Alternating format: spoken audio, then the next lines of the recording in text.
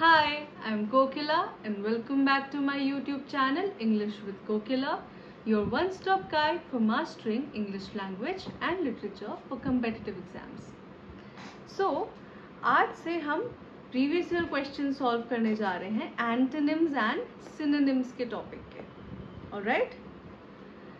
So, let's start. One second. Yes.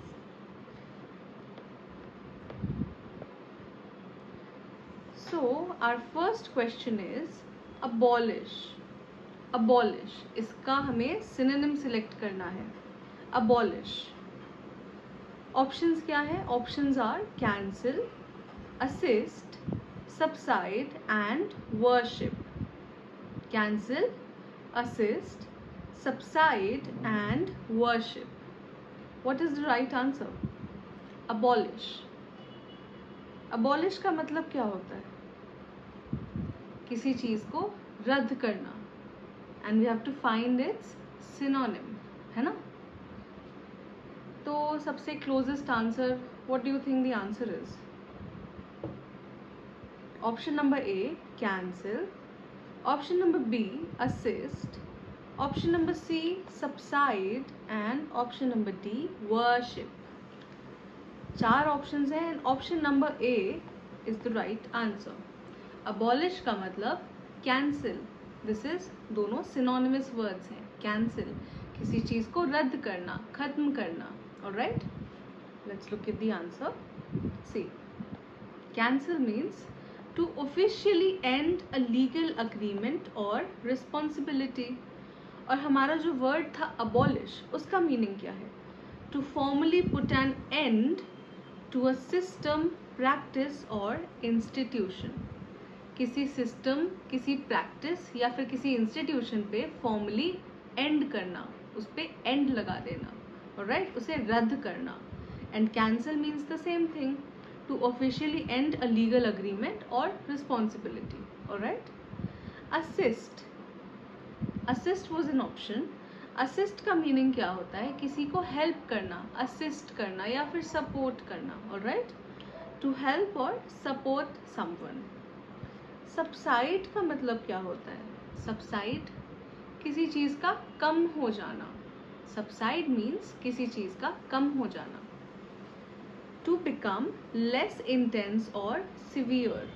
किसी चीज को, अगर कोई चीज बहुत ज्यादा इंटेंस है तो उसकी इंटेंसिटी या फिर वो कम सीवियर हो जाए, that is called subside. Okay.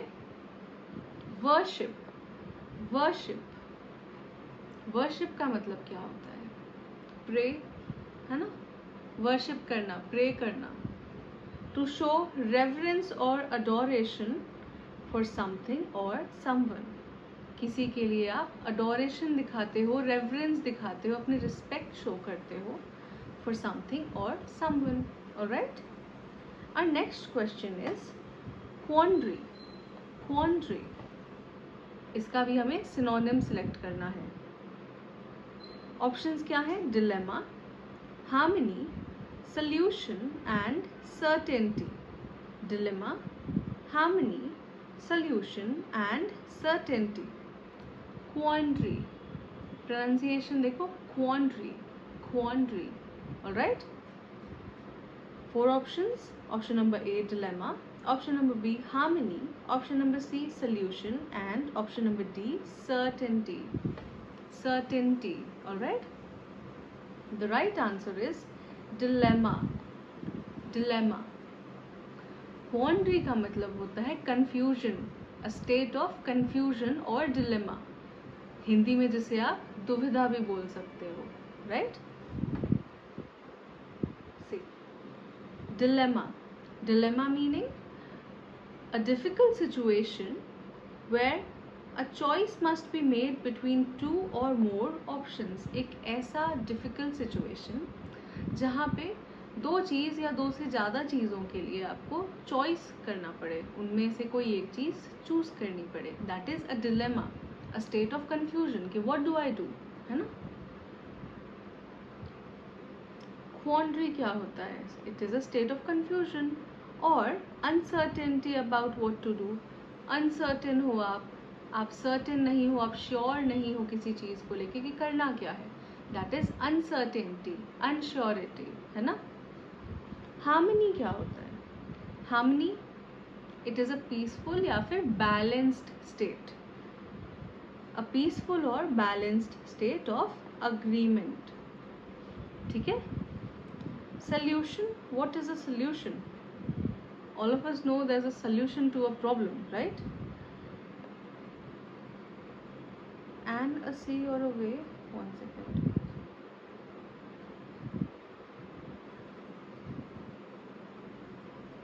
Maybe answer.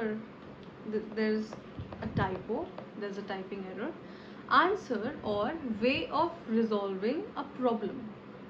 Solution मतलब किसी चीज़ का आंसर या फिर किसी चीज़ को कैसे रिजॉल्व करना है उसका तरीका, किसी चीज़ को कैसे सुधारना है या फिर किसी चीज़ को कैसे सॉल्व करना है, रिजॉल्व करना है, राइट। सर्टेनिटी, सर्टेनिटी मतलब श्योरिटी, है ना। आप किसी चीज़ को लेके एकदम श्योर होते हो, that is certainty, a state of being sure और कॉन्फिडेंट अबाउट समथिंग, है ना। तो अगर आप श्योर हो that you are going to pass this exam, you will say I am certain that I will pass this exam, I am certain that I am going to pass this exam, okay. अब entice, एंटाइज इसका आपको antonym select करना है। एंटाइज, एंटाइज का meaning क्या होता है? एंटाइज options हैं आपके, allure, repels, invite and tangle. Allure, repels, invite and tangle, 4 options हैं आपके। Option number is allure, B is repels, C is invite and D is tangle. Entice, entice का मतलब क्या होता है? टू अट्रैक्ट समथिंग, ठीक है। और यहाँ पे क्लोजेस्ट वर्ड जो है वो क्या है? इट इज अल्योर, तो ये आपका सिनोनिम हो गया, ठीक है। अल्योर जो है, अल्योर एंटाइज का सिनोनिम होता है, राइट। आपको क्या करना है? एंटोनिम चूज करना है। एंटोनिम्स आर वर्ड्स जो किसी चीज़ के ऑपोजिट होते हैं, ऑपोजिट वर्ड्स को आप एंटोनिम्स बोलते हो, राइट। एंटाइज का मैंने आपको बता दिया, अल्योर अट्रैक्ट करना, रिझाना, यू कैन से इन हिंदी, राइट, अल्योर। तो इसका ऑपोजिट क्या होगा, इसका एंटोनिम क्या होगा? एंटोनिम इज रिपल्स, रिपल्स, ठीक है। किसी चीज़ को आप जब रिपल्स कर देते हो, अट्रैक्ट कर रहे हो, कोई चीज़ आपके पास आ रही है and repels it goes back, that is called repels. Let's look at the answer. See, the antonym is repels, to drive back और कॉज अ स्ट्रॉन्ग डिसलाइक। किसी चीज़ के प्रति आप बहुत ज़्यादा डिसलाइक फील करते हो, यू डोंट लाइक समथिंग, तब भी आप बोलते हो रिपल्स, आप रिपल्स होते हो उससे। And when you go back, है ना, आपने मैग्नेट्स देखे होंगे, दो मैग्नेट्स जब होते हैं एंड जब सेम, उनका जो सेम एंड अगर साथ में ला दिया जाए तो वो रिपल्स हो जाते हैं, right. There are 2 ends, north and south को आप साथ ले आओ तो अट्रैक्ट हो जाएंगे, but when you keep north and north together वो रिपल्स हो जाएगा, it will go back, right. So this is repels. And entice का मतलब जैसे आपको मैंने बताया, टू अट्रैक्ट और टेम्प्ट बाय ऑफरिंग प्लेजर और एडवांटेज। किसी चीज़ को अपने तरफ अट्रैक्ट करना या फिर टेम्प्ट करना। अब how will you say tempt in Hindi? Tempt, if you see बहुत ज़्यादा टेस्टी खाना आपके सामने रख दिया जाए, ठीक है, and you will say oh my God I feel so tempted, है ना, मुझे बहुत ज़्यादा खाने का मन कर रहा है, I feel temptation, that is tempt, ठीक है। तो किसी चीज़ को अट्रैक्ट करना या टेम्प्ट करना बाय ऑफरिंग प्लेजर और एडवांटेज. ऑलराइट. अल्योर. अल्योर मतलब टू अट्रैक्ट या फिर चार्म, है ना. किसी चीज़ को अट्रैक्ट करना या फिर किसी चीज़ को चार्म कर देना.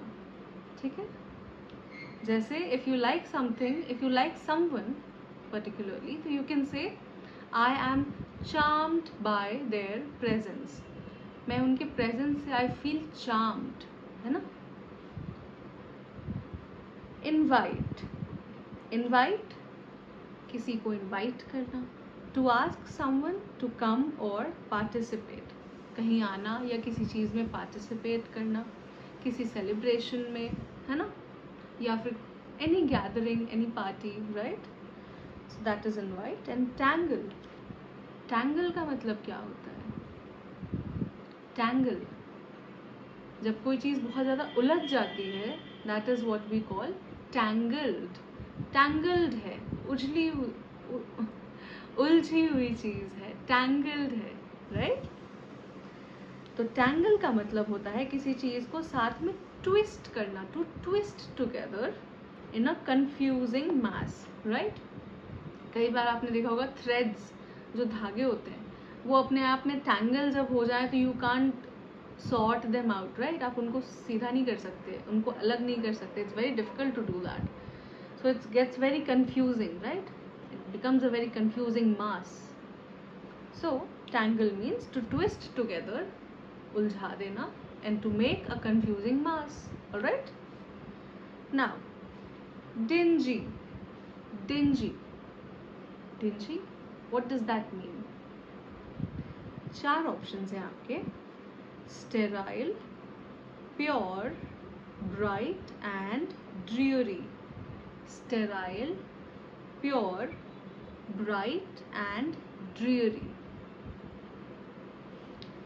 डिंजी का मतलब क्या होता है? What is the meaning? यहाँ पे आपको सिनोनिम सिलेक्ट करना है. डिंजी. डिंजी का मीनिंग होता है समथिंग वेरी डार्क, डल, है ना, बहुत कम ब्राइटनेस हो जिसमें. तो इतना तो पता चल गया हमें कि this is not the right answer. Dingy means something that is not very bright, right. Sterile. Sterile. Sterile का एक मीनिंग होता है सम जर्म्स से फ्री होना. कोई चीज़ में जर्म ना हो या जर्म्स हटा दिए जाए, that is what we call sterile. And if somebody is not able to bear children, ठीक है, अगर कोई चिल्ड्रेन ना पैदा कर सके, दैट इज ऑल, उनको भी हम स्टेराइल बोलते हैं. Okay. These are the 2 meanings of sterile. Pure. All of us know what pure is, right. मैंने आपको कल के वीडियो में बताया था प्योर के, मैंने 2 सिनोनिम्स आपको बताए थे, है ना.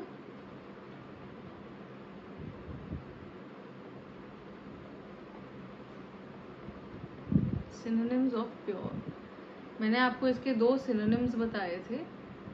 And I want you guys to comment them down and let me know कि आपने अच्छे से वीडियो फॉलो किया है या नहीं, राइट. सो आप इसका सिनोनिम मुझे कमेंट्स में ज़रूर बताना. Okay. Let's get back to the question. Dingy. ठीक है. तो डिंजी का जो सही आंसर है that is dreary. Dreary. Alright. Let's look at the answer.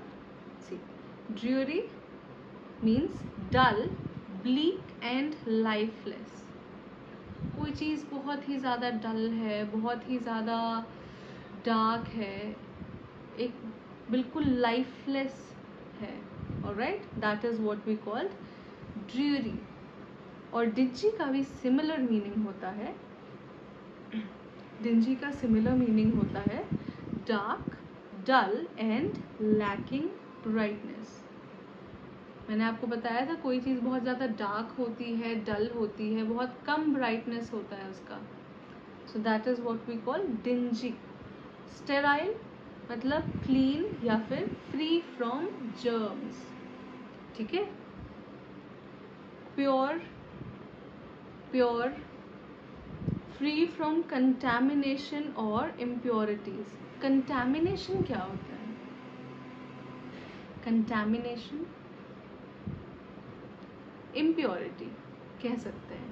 Impurity, contamination synonymous words हैं. ठीक है. कोई चीज़ कंटैमिनेट हो गई. कैसे कंटैमिनेट हो गई? अब आप देखो, कंटैमिनेटेड वाटर है ना, कंटैमिनेटेड वाटर आप जब पीते हो तो you get a lot of diseases. Contaminated impure water, किसी चीज़ से कंटैमिनेट हो गया पानी एंड यू ड्रिंक इट, तो आपको अलग अलग डिजीजेस हो जाती हैं, है ना. That is contamination. इम्प्योरिटी आ जाती है उसमें. Okay. Pure is something that is free from contamination और इम्प्योरिटीज. ब्राइट का मतलब समथिंग जो बहुत ही ज़्यादा लाइट रिफ्लेक्ट कर रहा हो, लाइट दे रहा हो, है ना. Giving of lots of light और शाइनिंग. ना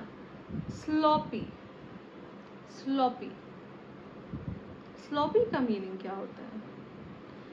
मेक श्योर कि आप डायरेक्शंस पढ़ लो, बिकॉज काफ़ी लोग एंटोनिम और सिनोनिम में भी कंफ्यूज हो जाते हैं. लिखा सिनोनिम होता है, सिलेक्ट कर लेते हैं एंटोनिम, या फिर एंटोनिम लिखा होता है, दे सिलेक्ट सिनोनिम वर्ड सिलेक्ट कर लेते हैं. तो मेक श्योर कि ये अलर्टनेस आपके एग्जाम में रहे, so that you don't get your answers wrong, है ना. आते हुए भी कई लोग गलत आंसर कर देते हैं जस्ट बिकॉज उन्होंने डायरेक्शंस सही से नहीं पढ़े. तो मेक श्योर दैट आप आराम से काम तरीके से you read all the directions and then you go on solving the paper, right. Okay. Sloppy, you have to select its antonym. Opposite word select करना है. What are the options? Option number A, untidy, B, humid, C, dashing, and D, rough. Sloppy means untidy, humid, dashing and rough. Meaning क्या होता है sloppy का? Very careless you can say. ठीक है. अगर कोई कोई इंसान है and they are not very tidy, है ना, बहुत क्लीन तरीके से अपना रूम नहीं रखते, they keep their bed untidy, so we call them sloppy. यार he is very sloppy with his ways, है ना. तो that is what we call sloppy. बहुत अनटाइडी, केयरलेस, रफल्ड तरीके से चीज़ें होती हैं. Now, your options were untidy, humid, dashing and rough, and like I told you, untidy is a synonym. Sloppy का synonym है untidy. ठीक है. तो इसके antonyms क्या होंगे? Untidy, humid, dashing and rough. What is the antonym? Untidy नहीं होगा. Humid, ह्यूमिडिटी होती है ना, बारिश के मौसम में बहुत ज़्यादा ह्यूमिडिटी हो जाती है. एयर का जो वाटर लेवल बढ़ जाता है, मॉइस्चर बढ़ जाता है. बेसिकली एयर में जो मॉइस्चर होता है, देयर इज अ चिप चिप सी फीलिंग होती है, right. Everything gets very sticky, very humid. That is humidity. And humid मतलब जब एयर में आपके मॉइस्चर बढ़ जाता है, that is humid. Humid air है कहीं की, है ना. Rough as you all know, uneven, patchy, uneven, है ना. कोई चीज़ बहुत रफ है, ऊपर नीचे है, ऊपर खापर है, that is what you call rough. एक ही ऑप्शन बच रहा है आपके पास, dashing, and that is the right answer. Dashing. अभी मैंने आपको क्या बताया? कोई इंसान जो बहुत केयरलेसली रहता है, राइट. केयरलेसली, बहुत ही स्लॉपी तरीके से, वी कॉल देम स्लॉपी. और कोई बहुत ही अच्छे से, वेल मैनर्ड, वेरी क्लीन, अच्छे से रहे, that is what we call dashing, right. Let's look at the answer. Dashing, stylish, neat and well groomed. Well groomed मतलब साफ सुथरे तरीके से, ओके. डैशिंग मतलब stylish, neat and well groomed. Sloppy means careless, untidy और poorly done.